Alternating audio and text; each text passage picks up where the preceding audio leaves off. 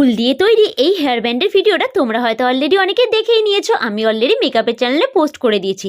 দেখো এটা কিন্তু দেখতে একদমই ইজি, তবে হ্যাঁ ভিডিওতে যেরকম 1 মিনিটের মধ্যেই দেখানো হয়ে গেছে এতটাও কম টাইম লাগে না, তবে এটা করা একদম সহজ। দেখো একটা পেনের মধ্যে একটা উলের টুকরো দুদিকে সেলোটেপ দিয়ে আটকে নিয়েছি, আর এই প্রসেসটা না মুখে বললে বোঝানো যাবে না, যেরকমভাবে দেখালাম একদম সোজা একটা প্যাচ দিয়ে দিয়ে পেনের মধ্যে বসিয়েছি। তারপরে যেই উলটা ছিল ওটাকে একটা গিট মেরে নিলেই হয়ে গেল। একদম টাইম কম লাগে, তবে হ্যাঁ 1 মিনিট লাগে না। আর আমি বানিয়েছিলাম টোটাল 6-7টার মতন ফুল। আর মাঝখানে দেখো এই অরেঞ্জ কালারের উলটা দিয়ে এরম গোল গোল করে পেঁচিয়ে ফেভিকুইক দিয়ে এটাকে আটকে দিয়েছি। তোমরা এখানে ছোটো ছোটো পম বানিয়েও কিন্তু বসিয়ে দিতে পারো। দেখো কত সুন্দর লাগছে এটা দেখতে।